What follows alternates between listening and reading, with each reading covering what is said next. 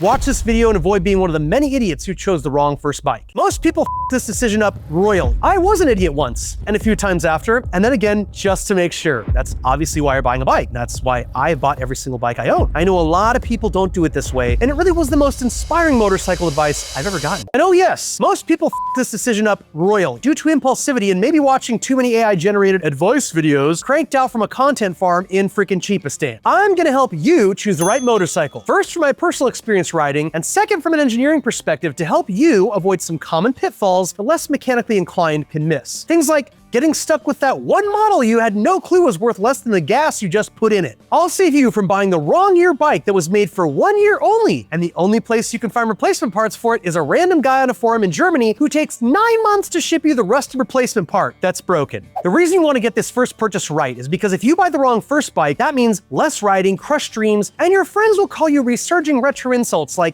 and retard. You'll have nightmares, you'll wet the bed again, you'll burn through money like the government. You'll also get depressed, a divorce, STDs, hives, and you'll be a penniless bum. If you choose bikes the way idiots do, you're gonna get a bike that only idiots ride, and you don't want that. Which brings me to my first piece of advice, and it really was the most inspiring motorcycle advice I've ever gotten. Don't be an idiot.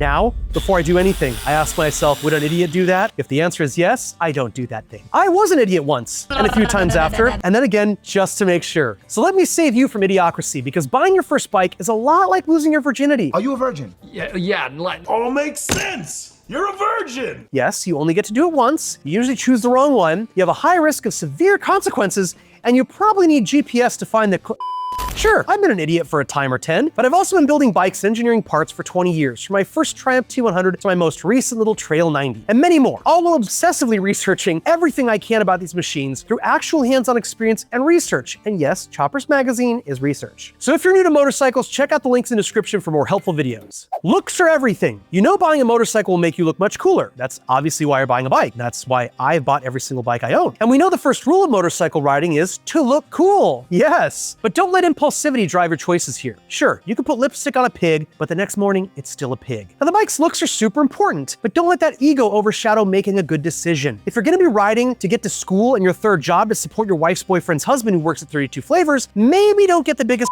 bagger you see. Try to think your time on the bike. If it's just for bar hopping, fine. Being uncomfortable is the name of the game. But if you've got to commute, especially if you can't split lanes in your state, I'm so sorry that sucks. Maybe consider your tuchus and kidneys, brother. Always get the useless chasing horsepower and CCs and technological upgrade dreams over what actually fits your complete lack of experience means you won't use half that.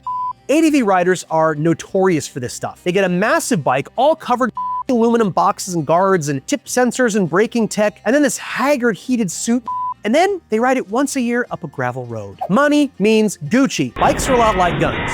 Now, as Privateer Group says, focusing on training experience and practice is far more valuable than all the newest Gucci. Getting an expensive, fully financed bike that you may move on from or abandon altogether may not be the best move to make for a first buy.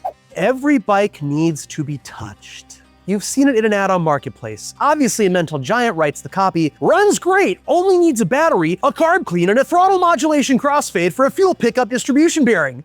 What the hell is even that? Do try to get a knowledgeable friend to go with you and inspect the bike, or do it yourself, and if you can't ride the bike away, it's probably not a good first bike. Always buy a pile of in boxes. You see all those half-finished bikes in the marketplace? Yeah, that was probably some idiot who thought he could buy a basket case for $200 and then build it himself. Just don't do this, okay? You'll get it home with a raging boner for building, only to realize some scabby tweaker welded a bunch of shit on the frame, royally the wiring, and the carbs don't even fit the bike. This is the blind date of bike buying, not for a beginner. And that pile of is gonna end up right back on OfferUp in 4 years when the wife says it has to go to make room for the stroller. Study on YouTube. Let's be honest, watching YouTube videos is not gonna make you an expert. Now, I'm not saying there's no value there, because there obviously is. Otherwise, I wouldn't be here talking to you making a video. But it's not directly equivalent to like taking the MSF course. You don't really know the difference between riding a VTX 1300 and a Cowie Speed Triple if you can't ride them. And if you wanna go test ride a bike, you need a motorcycle license. I know a lot of people don't do it this way, but if you don't have a license, I really encourage you. Take the MSF course, you'll learn a lot and feel much better on your test rides. So get your license first so you can make an informed decision on that bike. Take those test rides. This will give you a much better idea of what feels better for you. Super rare equals super cool. So you really love the look of a Triumph T100. Yeah, until it turns into the brass migraine. Yes, John, I have never forgotten that. And every penny you have goes to buying parts and making repairs. Now, don't get me wrong. Rare and vintage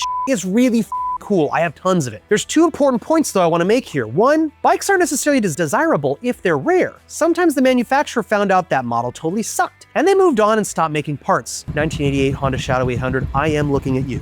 Two, don't be drawn to rarity and get caught in the shortage mentality, especially if you're just starting out, thinking this is a rare thing. Oh, it's a rare bike, I better jump on this opportunity.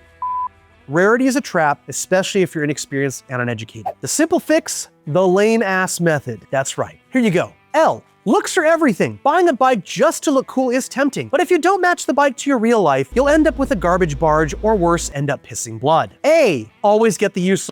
Buying a giant gadget stuffed bike when you can't even ride for just makes you a gravel road safari ass clown with a $2,000 Revit heated suit in the garage and far too much debt. M, money means Gucci. Financing a Gucci showroom bike as your first bike is like buying a sniper rifle before you've even figured out how to aim a damn BB gun. E, every bike needs to be touched. If the ad sounds like it was written by a brain-damaged crackhead and the bike can't ride off under its own power, it's called a carcass, not your first bike. A, always buy a pile of in boxes. That $200 basket case isn't a project. It's another idiot's abortion in milk crates that'll kill your wallet, your boner, and eventually your marriage because of the boner thing. S, study on YouTube. Watching YouTube and thinking you're a good writer, it's kind of like watching porn and thinking you're gonna be good in bed.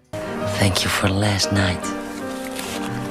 So go take the MSF and get your license before you straddle a real girl or bike. S, super rare equals super cool. Drooling over a rare vintage bike just means you're signing up for a brass migraine of a money pit that's rare for the same reason herpes is. Nobody wanted it in the first place. So please, don't fall into the rarity trap. Beginners don't fail because they're dumb, they follow dumb incentives. LAMEASS flips this script so you can be not an idiot with me. That means you won't be an idiot too much. If you don't want your first bike to turn into a money-sucking, dream-crushing mistake, follow the LAMEASS method and stop being a idiot. If you want to win a motorcycle, subscribe. Enjoy the ride, dude.